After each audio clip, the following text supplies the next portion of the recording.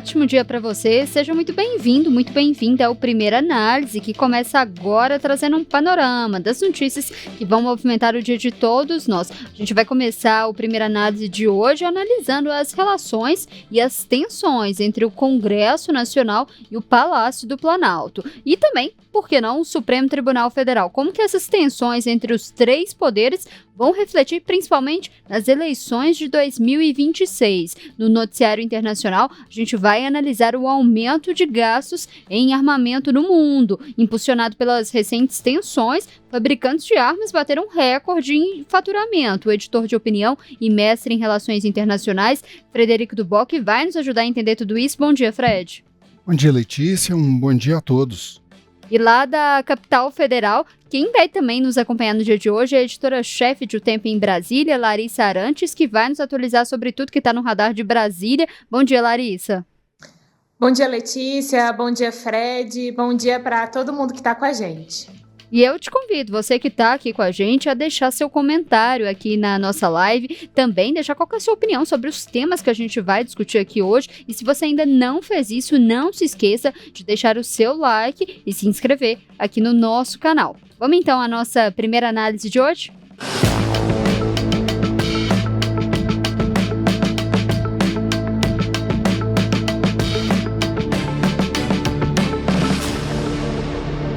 A gente vai começar a primeira análise de hoje falando sobre os conflitos entre os três poderes, entre Congresso, Palácio do Planalto e o Supremo Tribunal Federal. Os atritos entre os poderes, entre o governo, Congresso e STF, têm sido palco das discussões em Brasília esse ano. Às vésperas do ano eleitoral, essa tensão enfraqueceu alianças e instalou um clima de cada um por si na reta final dos trabalhos legislativos. Os impactos, com certeza, vão refletir no processo eleitoral do ano que vem.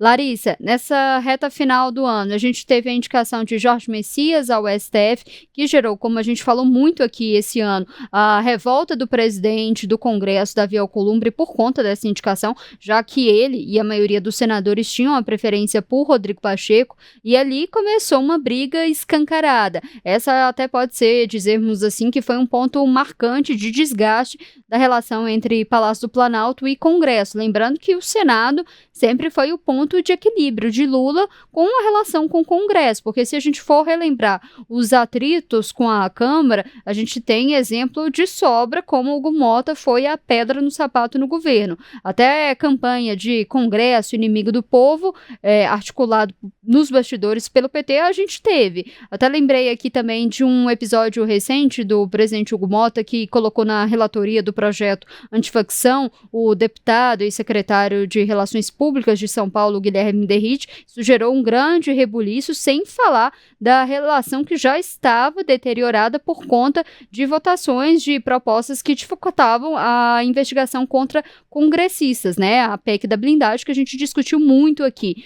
Quando o assunto é STF, também tem uma infinidade de tensões, né? A gente teve as questões de alinhamento entre a ala de Alexandre de Moraes no STF e o Palácio do Planalto, né? Construindo em larga medida, graças à atuação do ministro, nos processos que miraram o ex-presidente Jair Bolsonaro e a trama golpista.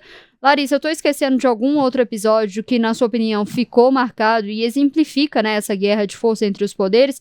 Quero aproveitar também a sua avaliação sobre um ponto central, que eu não sei se você concorda, mas que na minha avaliação teve no ponto central, que foram as emendas parlamentares, essas tensões, né? A relação entre Supremo e o Congresso foi de mal a pior, muito por conta das ações do ministro Flávio Dino, que mirou irregularidades nas emendas parlamentares, né? Exatamente, Letícia. Eu acho que em relação aos casos que você pontuou, né, de momentos de embate mesmo, o governo, o Supremo Tribunal Federal ou mesmo Congresso, aliás, né, Congresso e Supremo Tribunal Federal, acho que foi um bom resumo. E quando você fala sobre a questão das emendas parlamentares, né, acho que esse é um tema que a gente vem acompanhando desde quando foi revelado o esquema do orçamento secreto, né? Um esquema que foi revelado pelo jornal Estado de São Paulo lá em 2021 ou 22, se eu não me engano, né? que foi todo aquele esquema de pagamentos de emenda sem nenhuma rastreabilidade, né? A então ministra Rosa Weber, que estava por conta desse caso, e quando o ministro Flávio Dino assume a cadeira deixada por ela no Supremo Tribunal Federal, ele herda, né, o que tinha ali relação com o então chamado de orçamento secreto, e o ministro Flávio Dino passa a se debruçar sobre essa questão das emendas parlamentares. E aí, Letícia, acho que quem acompanha a nossa programação, tanto o Primeira Análise, quanto também o Tempo News, enfim, e toda a nossa cobertura em otempo.com.br, sabe que volta e meia as emendas parlamentares elas causam algum tipo de repercussão, algum tipo de desdobramento ou mesmo algum tipo de polêmica. E aí, quando a gente pega especificamente, por exemplo, as determinações do ministro Flávio Dino, a gente pode lembrar, por exemplo, que foi necessário ali um longo processo, muita negociação, muita articulação, para a gente ter aquele plano de trabalho que foi acordado com o governo, com o Supremo, outros representantes ali, com o próprio Congresso Nacional, aquele plano de trabalho de fazer com que as emendas parlamentares, principalmente as que eram chamadas de emenda PIX, tivessem e respeitassem critérios de rastreabilidade, critérios de transparência, para que fosse possível fiscalizar, né, o dinheiro sendo indicado pelo parlamentar, qual era aquela indicação, para quem estava indo, quanto era, e até para cobrar, inclusive, né, o que foi feito com aquele recurso, se de fato, vamos supor, se a obra para a qual aquele recurso se destinava, ou se aquela intervenção se foi concluída, e se não foi, o que aconteceu, enfim. Então, teve aquele longo processo até chegarem num plano de trabalho, os representantes dos três poderes chegarem naquele plano de trabalho que foi homologado pelo Supremo Tribunal Federal no início do ano. E aí, no início deste ano, né, foi toda uma discussão ao longo de 2024, e aí teve esse plano aprovado, homologado pelo Supremo Tribunal Federal no início do ano. E aí, o que a gente tem visto, inclusive, é o ministro Flávio Dino, em diversas manifestações, cobrando que esses critérios definidos no plano de trabalho sejam respeitados, para que o que foi discutido, acordado e homologado ali, para que aquilo seja de fato cumprido. Então, claro, quando a gente se a gente faz uma retrospectiva desse tema, né, de fato, muita coisa aconteceu e, claro, ele ainda continua em destaque, continua no holofote. A gente pode pegar algumas decisões muito recentes do ministro Flávio Dino em relação cobrando ali o que aconteceu em relação a determinada emenda, determinado recurso que foi destinado por meio de emenda parlamentar, mas, de fato, acho que a gente pode selecionar aí a definição desse plano e a aprovação desse plano como um ponto alto depois de tanta polêmica. Mas é claro, Letícia, o assunto sempre volta e, recentemente, se a gente pega nos últimos desdobramentos do Congresso Nacional, a gente pode lembrar que uma das questões que estava travando a análise da Lei de Diretrizes Orçamentárias, ainda na Comissão Mista de Orçamento, essa LDO, que é a base do orçamento, foi justamente uma pressão dos parlamentares para que houvesse um calendário de pagamento das emendas antes do segundo semestre do ano que vem, ou seja, antes das eleições do ano que vem. Então, muito da pressão que a gente viu e muito dos entraves que foram colocados para a análise dessa LDO, se a gente pega nesse conjunto de coisas, um dos pontos era justamente a pressão dos parlamentares para que o governo já garantisse, que já incluísse naquela LDO ali um calendário, a previsão de pagamento das emendas com um calendário que fosse anterior ali ao período eleitoral.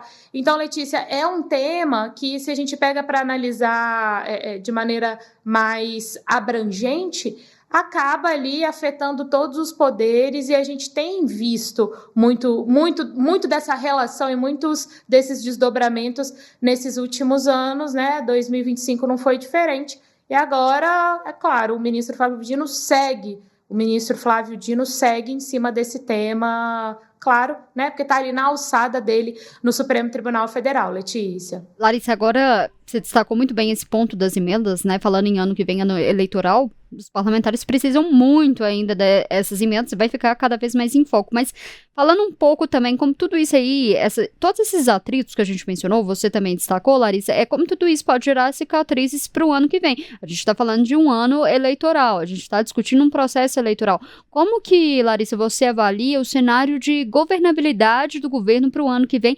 tendo em conta, né, todos esses conflitos? A gente sabe que o ano que vem a atuação do Congresso ela já fica mais limitada por conta desse calendário eleitoral, porque deputados e senadores já estão mirando na campanha. A gente pode falar que 2025 já começa. A campanha começa para muita gente por eleito em 2026, mas para os parlamentares começa muito antes. Então, ano que vem já vai ter esse calendário reduzido. A gente tem um risco ali de uma paralisia legislativa, mas mais do que isso, né? Como todos esses atritos, né, o legislativo acabou passando a ser um grande protagonista, né, muito por conta, como você mencionou, por conta das emendas parlamentares. Câmara e Senado passaram, então, a ter uma influência diretamente nesse processo eleitoral. Qual que é o desenho político que, na sua avaliação, se aproxima para as sucessões do ano que vem? Olha, Letícia, eu acho que se a gente pega nessa perspectiva de 2026 sendo um ano eleitoral e pegando, claro, esse gancho do pagamento das emendas parlamentares, eu acho que a gente pode ter um indício de como o governo... Aliás, vamos separar, né, Letícia? Pegar primeiro a questão da governabilidade, que é um ponto muito necessário e que a gente precisa discutir, e também o ponto de como isso impacta em termos eleitorais e todas as negociações quando a gente tem um ano de eleição, né? Bom, em relação à governabilidade, importante a gente destacar esse último ponto que eu trazia aqui em relação à questão da Lei de Diretrizes Orçamentárias. Quando a gente pega na aprovação da Comissão Mista de Orçamento, que, portanto, a LDO acaba sendo aprovada nessa comissão, tendo esse calendário já ali, né, aprovado, aquele calendário definido de pagamento das emendas parlamentares, esse era um pleito importante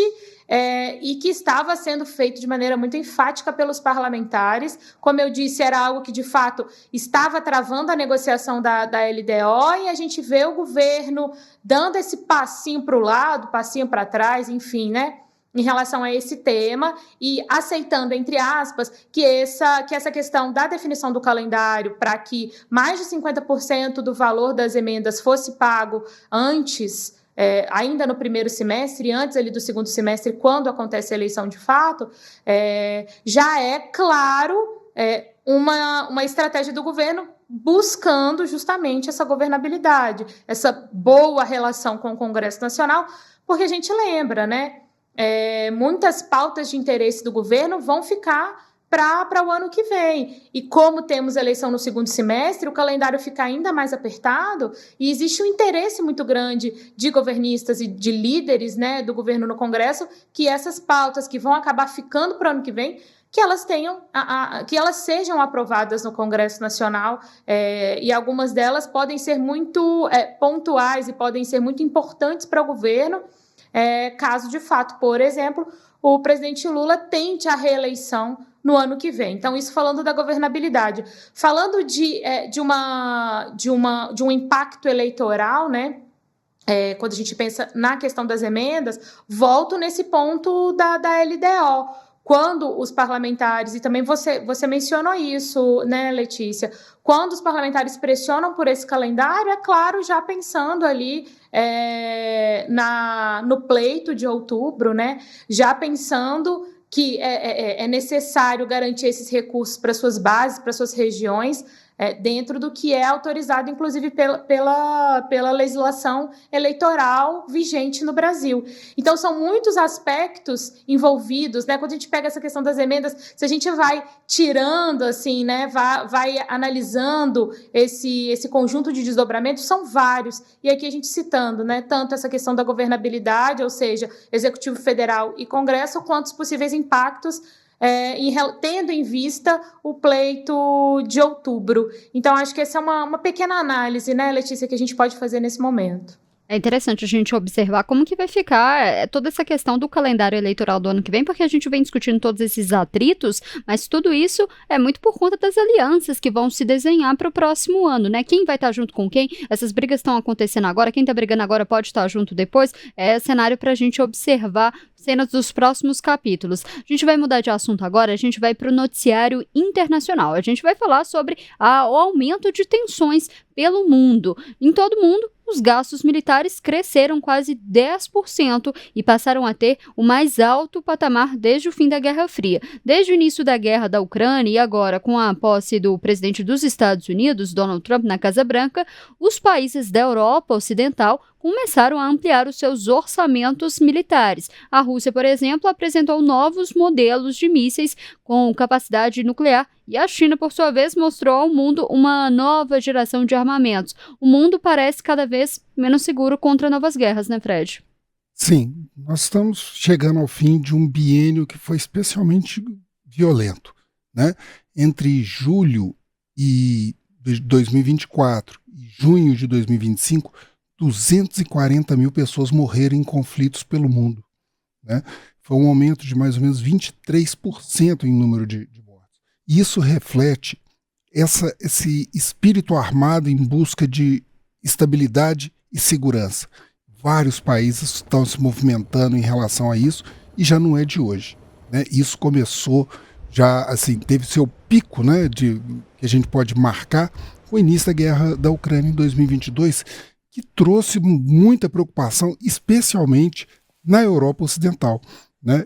Aí nós vimos uma virada de chave nos países da Europa Ocidental, que foram buscando mais armamentos, foram buscando novas formas, eles sentiram uma mudança de eixo que no começo desse ano ficou ainda mais acentuada com a posse de Donald Trump, que mudou radicalmente a forma dos Estados Unidos lidar com seus aliados. Até porque o presidente também se colocou ali como um mediador dos conflitos, né? Também foi uma das promessas de campanha, né? Sim. E ele usa a forma, né, a estratégia que ele dá nome para a solução dos conflitos é até muito significativa. Se chama a paz pela força, né? Como é que ele impôs a paz no Irã? Bombardeando as instalações nucleares. Como é que ele está tentando impor a paz, né, contra o narcotráfico, segundo a frase dele, né, na região do Caribe? Deslocando forças militares para a região do Caribe, né? Na Ucrânia, ele pressiona, né, as partes de forma muito intensa para que elas façam concessões. E foi assim que foi feito em relação também aos grupos, o grupo Hamas, no conflito entre Israel e o Hamas. Então, isso vem muito forte. E isso também vem no rastro, né, do que eu estou te falando, desse biênio, de gastos militares muito elevados, né? Foram 2,7 trilhões de dólares nesse período de 2024. Né? E a projeção é que nós vamos ter mais aumentos de gastos para 2026, né? Levando em consideração esses gastos de agora. Então, nós temos anúncios da Alemanha de ampliação do seu orçamento de defesa, nós temos movimentações na Europa, né, na Inglaterra, na França, nós temos movimentações também de aumentos de gastos no Japão, que é um país que, pela Constituição, ele não pode se envolver em ações militares ofensivas, né, desde o fim de 1945. E a gente vê, né, o que esses gastos significam. Para você ter uma ideia, nós tivemos a COP nesse ano, né?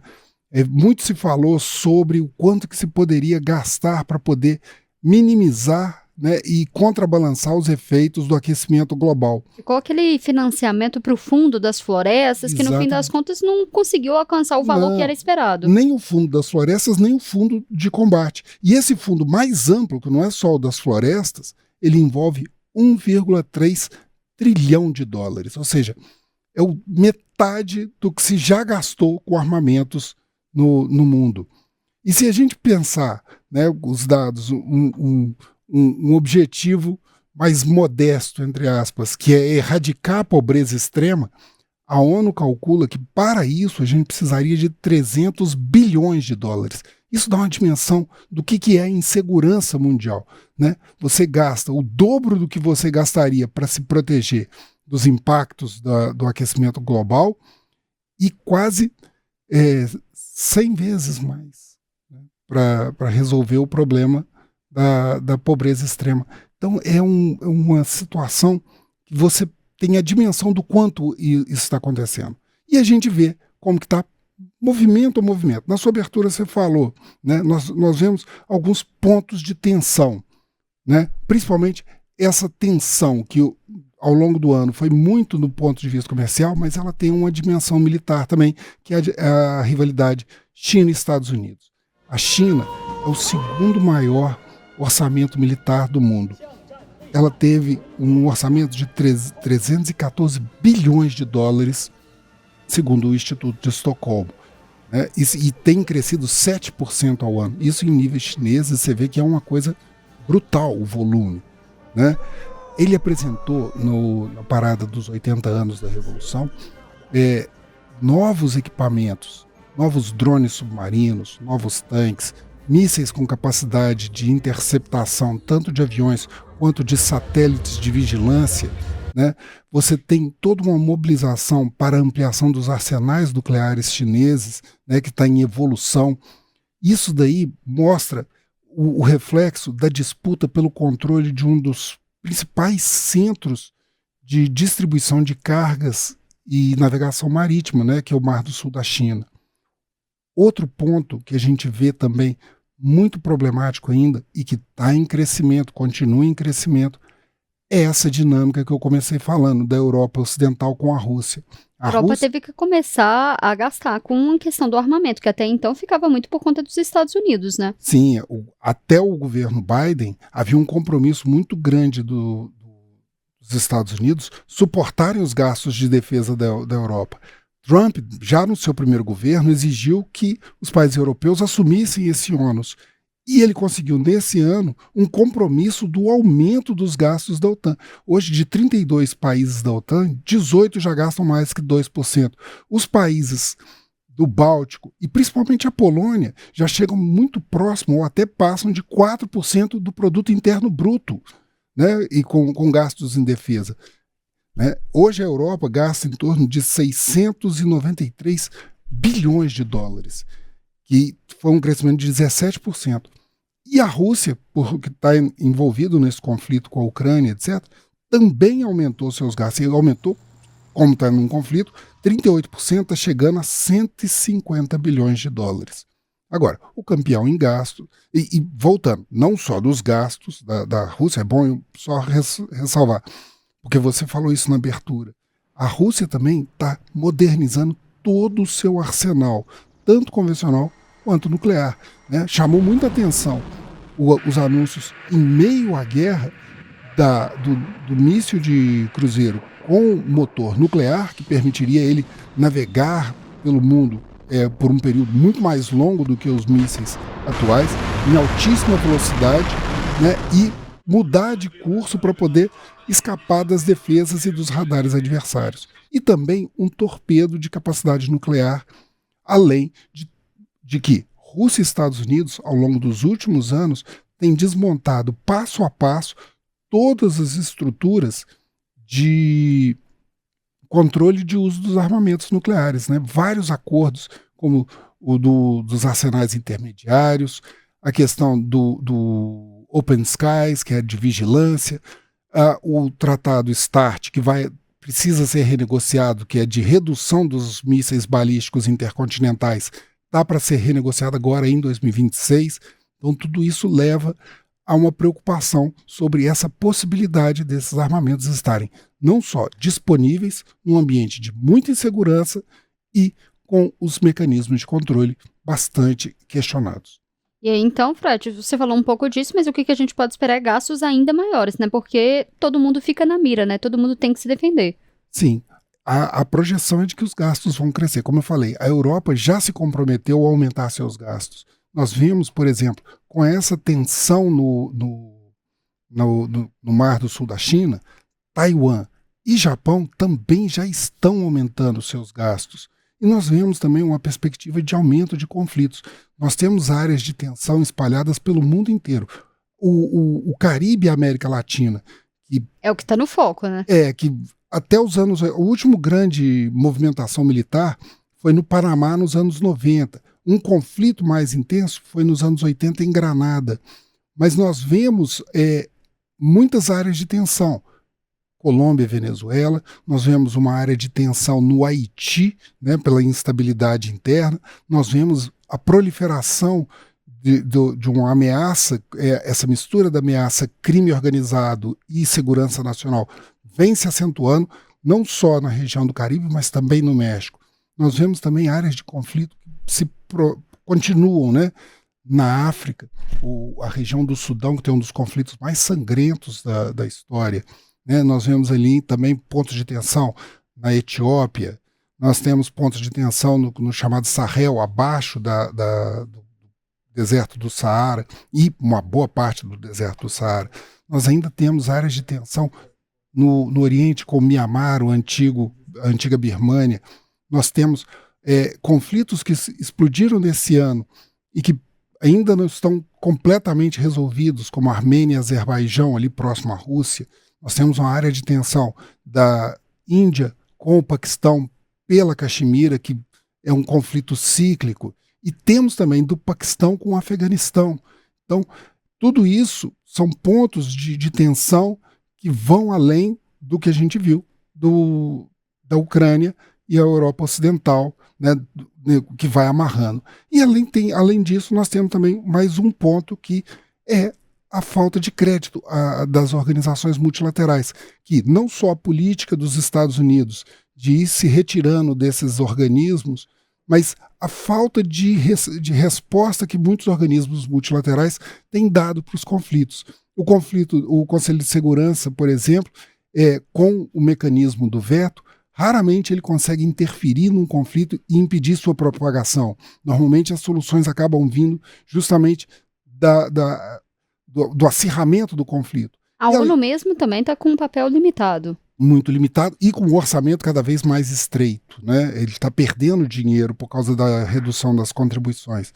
E um outro ponto que também é o Tribunal Penal Internacional, que ele atua para tentar controlar esses casos, mas nem sempre ele, como no mundo não existe uma polícia universal, né, uma polícia planetária, ele também não consegue executar suas ordens. Então, por exemplo, nesse momento, 2 líderes mundiais, Vladimir Putin e Benjamin Netanyahu, Vladimir da Rússia e Netanyahu de Israel, eles têm ações, eles têm pedidos de prisão por parte do TPI e eles não são presos e não há quem faça isso acontecer. Então há esse descrédito das organizações multilaterais, um aumento da sensação de insegurança e cada vez mais armamento e dinheiro disponível para a exploração de conflitos. Então, a esperança de que o próximo ano seja um ano de paz, assim, é uma esperança que a gente tem, mas o cenário não colabora. A gente vai continuar acompanhando todos esses conflitos, infelizmente, mas queria te agradecer por hoje. Obrigada, Fred. Eu que agradeço, um bom dia e um bom dia a todos. Queria agradecer também a presença da Larissa aqui hoje. Larissa, muito obrigada e convidar também todo mundo que está nos acompanhando a acessar as reportagens da equipe de O Tempo em Brasília. Obrigada, Larissa. Isso mesmo, Letícia. Um abraço para você, um abraço também para o Fred. Primeira análise de hoje termina por aqui, mas os desdobramentos de todas as notícias que a gente trouxe para você já estão no nosso portal, otempo.com.br, e mais tarde também no Tempo News, que começa às 7 da noite. Se você ainda não fez isso, não se esqueça, se inscreva aqui no nosso canal e faça parte de mais de 1 milhão de pessoas que estão inscritas aqui com a gente. Um ótimo dia para todos!